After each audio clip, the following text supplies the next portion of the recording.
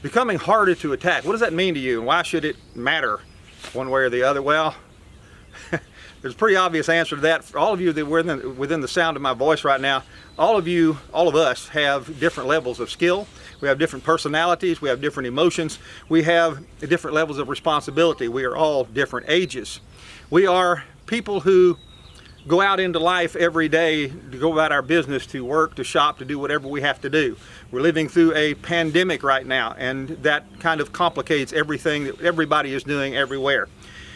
In that, it has increased levels of violence in the street over various issues that we didn't used to have, but what you can bet is criminals have not taken a day off.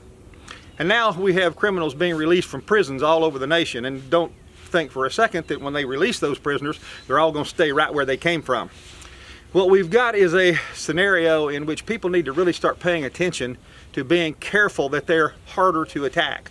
The first level of defense for anybody is to just pay attention to where they are and not go places where it's going to be dangerous for them, if that's possible.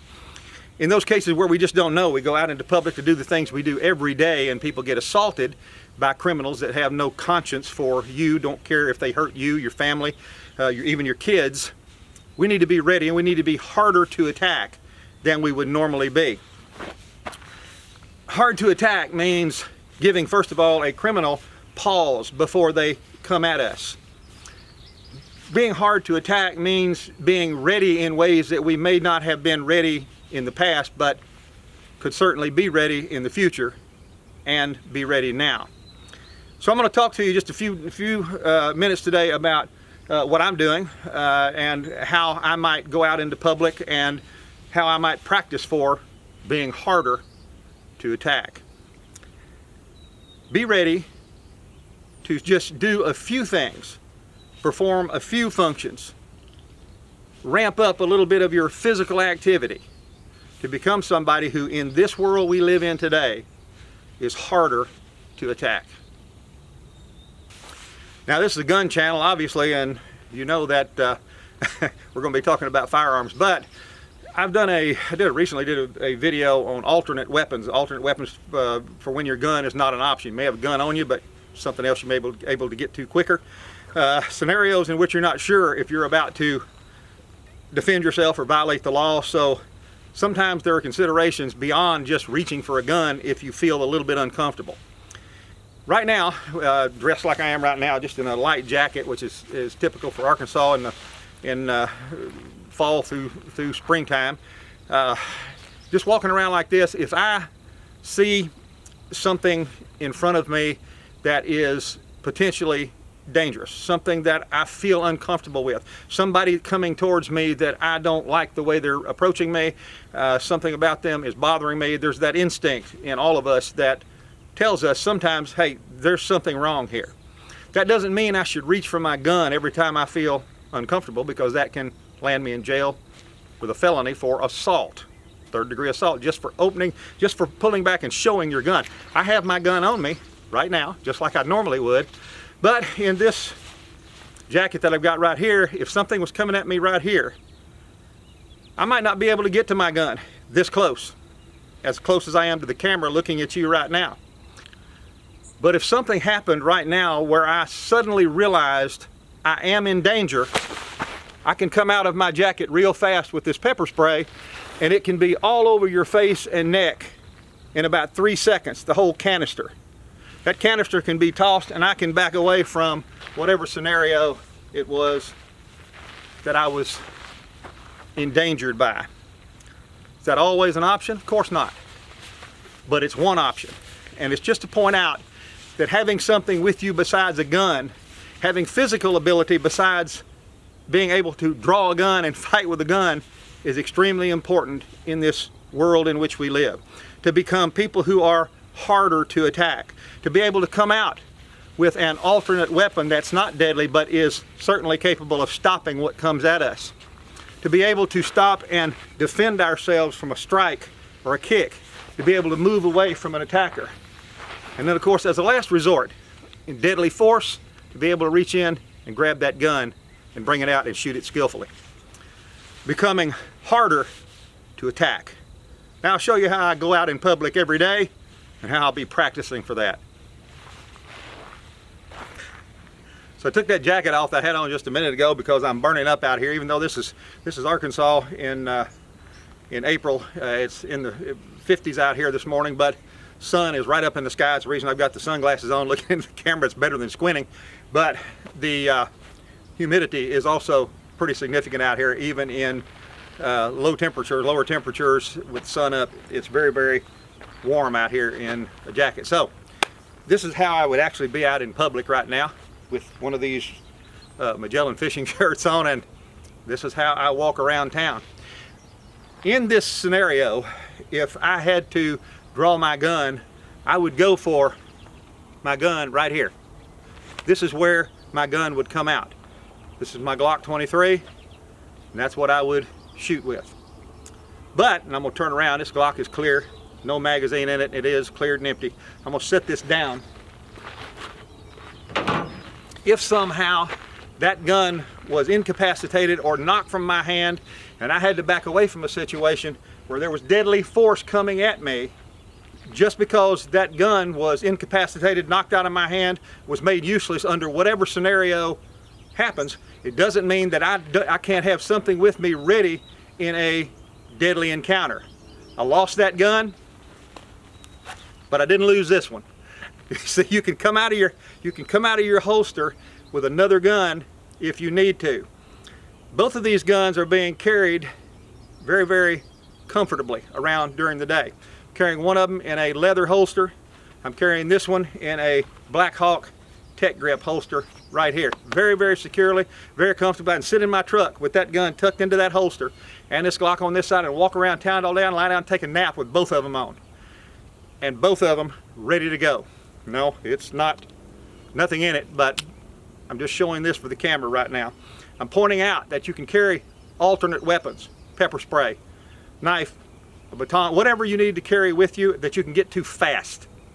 You can carry more than one gun. You can carry multiple magazines if you need it.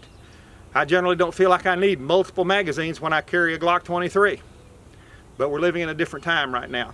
This is not about what I do today. I'm giving you suggestions and just trying to open up your thinking on these subjects of becoming harder to attack.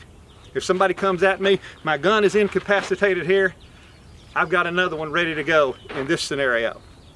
In the other scenario, something comes at me I'm not sure about what I'm about to do as far as legalities, but I feel threatened. I've got my hand on pepper spray that I can come out with in a second and empty that whole canister on somebody's face and neck. These are just things for you to think about. These aren't things for you to do because I do them. They're things for you to think about and expand your thinking for what's available for you, what your abilities are, what you're comfortable with, and what you can carry around to do what we need to do, which is become harder to attack. So, in practice, this is how it works. One gun becomes incapacitated. The other one has to be brought into play. Here's how you practice with it.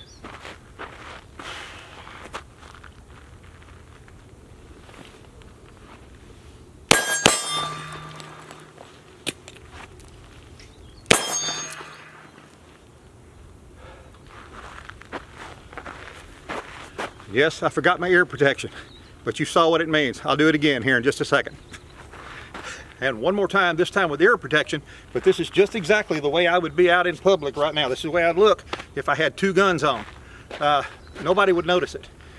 You know, you might be able to come over and just look and really dig around, but nobody's gonna notice this. I can walk around like this all day long, and it's comfortable. So here it is, the second time.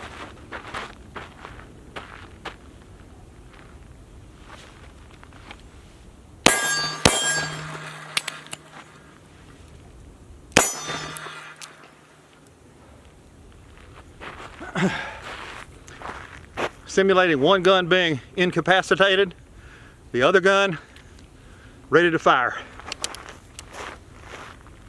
In times where we're having an ammo crisis, you can do this kind of practice really efficiently by simply loading up what you're planning on shooting.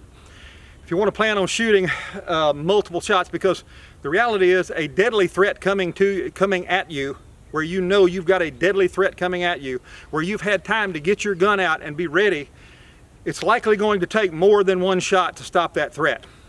So practice firing more than one shot. Practice firing 3 shots, or 4 shots, 2 shots, 6 shots, whatever you want to, whatever you think you need to do, whatever you need to practice on.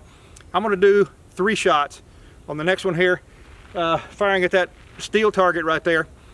But I'm going to fire, I'm going to pull my gun. As a deadly threat comes towards me, I'm going to pull my gun, I'm going to fire 3 times to stop the threat. You're likely going to need more than 1 shot if you're really in a deadly encounter where that threat is coming at you. You've had time to get your gun out, but now you got to make a decision. Do you shoot once and stop to wait?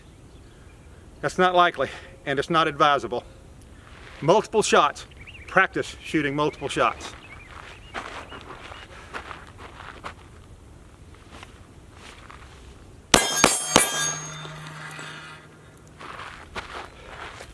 And by the way, do it at a reasonable distance. Don't do this at 25 yards. That's not what you're going to be. That's not what you're going to be dealing with. Do it at a reasonable distance here. I'm about 15 feet away from these targets right here, and they're tilted down. There's nothing coming back at me. But whether it's that or cardboard, bullseye targets, whatever you're shooting at, when you're doing these, fire at realistic ranges, at realistic size targets for what you would really have to deal with if a deadly threat was coming at you, making yourself harder to attack. These are just a very few ideas and pointers in this thought process of becoming harder to attack. Somebody coming at you as a deadly threat that requires you to pull your firearm, what you certainly want to do is you want to be effective with that firearm, and you want to demonstrate in that encounter that you are as effective and competent and responsible as you possibly can be or could have been after that scenario is over with. Being harder to attack doesn't necessarily mean just being scary looking. It means paying attention to where you go and what's around you. It means avoiding areas where danger might be, where you would have to confront it. It means being ready with more than one type of weapon, whether it's your feet, your fists, any part of your body that you can fight with, whether it's some object that's close by, or whether it's some other alternate weapon that you're carrying, like the pepper spray that I showed earlier. And using your gun, practice how you might actually have to use that gun. If you decide you want to carry 2 small guns, or a compact and a very small revolver like I did, practice with those 2 and do it at reasonable distances where you can hit that target as if something was coming at you. You had time to get your gun out. That's what you're going to be dealing with realistically, is something that's not terribly far away from you at that point. So line it up at distances where you know you can shoot, and realistic distances at what you might have to deal with. And learn to fire more than 1 shot out of your primary gun. Fire several shots, 2, 3, 4. Do follow-up shots, because in a real deadly encounter, it's likely it's going to require more than 1 shot to stop the attacker. These are just ideas today, pointers and encouragement. Not to do exactly what I'm doing, but to think about what you can do to become somebody who's harder to attack. Let's all work together to get past what we're in right now, and in taking care of one another, particularly in the area of self-defense and safety. When we know we could be attacked, we need to become harder to attack. I'm Mark, and I'll see you very soon.